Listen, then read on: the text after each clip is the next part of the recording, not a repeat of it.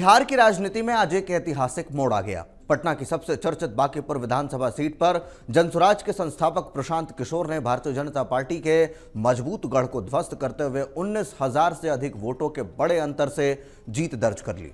यह जीत केवल एक उपचुनाव का परिणाम नहीं मानी जा रही, बल्कि इसे बिहार की राजनीति में एक नए राजनीतिक दौर की शुरुआत के रूप में देखा जा रहा है। वर्षों से भाजपा के कब्जे वाली इस सीट पर प्रशांत किशोर की जीत ने राज्य की राजनीति में हलचल मचा दी है। राजनीतिक विश्लेषकों का मानना है कि इस परिणाम का असर केवल भाजपा तक सीमित नहीं रहेगा, बल्कि एनडीए, महागठबंधन और आने वाले विधानसभा चुनाव की रणनीति पर भी साफ दिखाई देगा।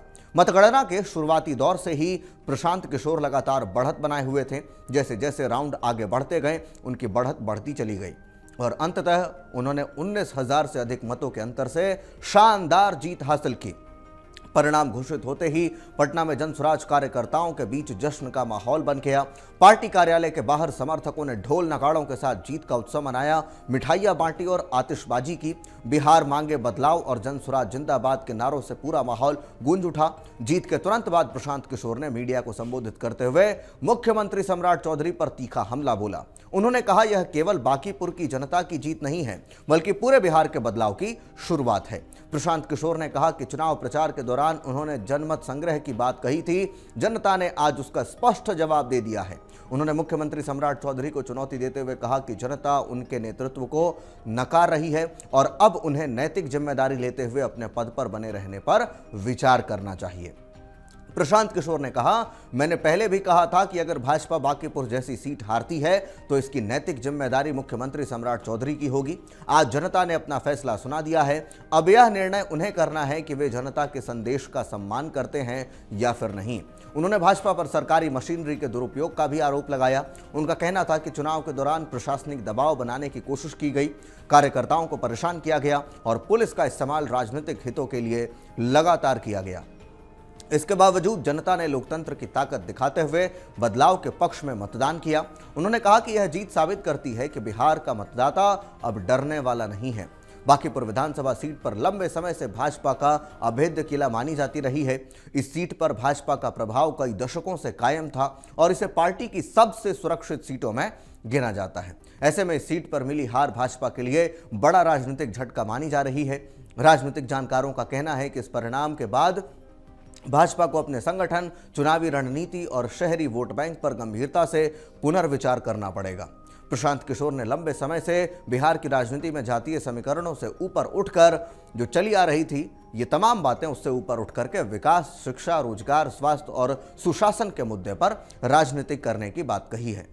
उनका कहना है कि चुनावी रणनीति भी इन्हीं मुद्दों के इर्द गिर्द केंद्रित भी रही है। अब उनकी जीत को इस बात का संकेत माना जा रहा है कि बिहार में एक बड़ा वर्ग केवल जातीय पहचान नहीं, बल्कि विकास और बेहतर प्रशासन को भी प्राथमिकता देने लगा है। इस परिणाम का असर केवल भाजपा पर ही नहीं, बल्कि जेडीयू और राष्ट्रीय जनता दल पर भी पड़ सकता है। भाजपा की हार से एनडीए के भीतर राजनीतिक समीकरण बदलने की चर्चा तेज हो गई है। वहीं जदयू के लिए भी यह परिणाम चिंता का विषय माना जा रहा है, क्योंकि गठबंधन की राजनीति में सहयोगी दल की कमजोरी का असर पूरे गठबंधन पर पड़ता है। दूसरी ओर राजद के सामने भी नई चुनौती खड़ी होती दिखाई दे रही है। राजनीतिक विश्लेषकों का मानना है कि यदि प्रशांत किशोर लगातार इसी तरह युवा, शहरी और बदलाव चाहने वाले मतदाताओं का समर्थन हासिल करते रहे तो भविष्य में विपक्ष की राजनीति में जनसुराज एक मजबूत विकल्प बन सकती है। इससे राजद के पारंपरिक वोट बैंक पर भी प्रभाव पड़ने की संभावना जताई जा रही है। यह जीत जनसुराज के लिए इसलिए भी बेहद महत्वपूर्ण है क्योंकि 2025 के विधानसभा चुनाव में पार्टी को कोई सीट नहीं मिली थी और विरोधी दल उसे केवल वोट कटवा पार्टी बताकर खारिज कर रहे थे। लेकिन बांकीपुर की इस ऐतिहासिक जीत ने वह धारणा पूरी तरह बदल दी है। अब जनसुराज को एक गंभीर राजनीतिक शक्ति के रूप में देखा जा रहा है।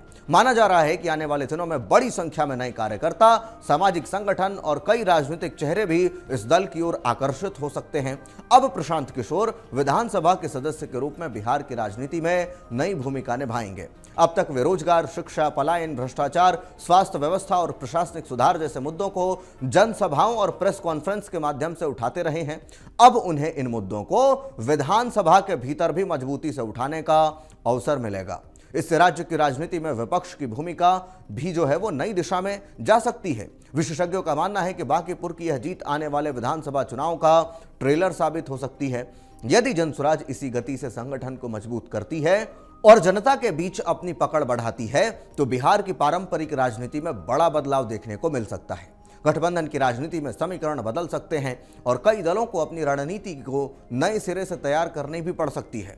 लेकिन फिलहाल पूरे बिहार में चर्चा सिर्फ एक विषय की है, बांकीपुर का फैसला।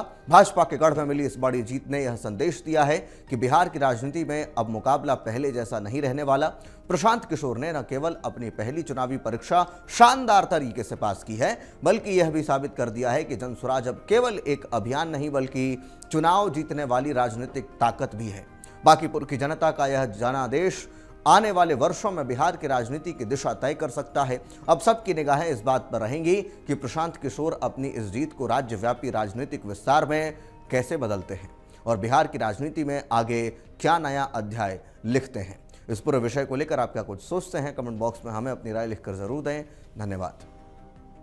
आपके राज्य की खबरें, आपके शहर की खबरें सबसे पहले जानने के लिए देखते रहें अमर उजाला।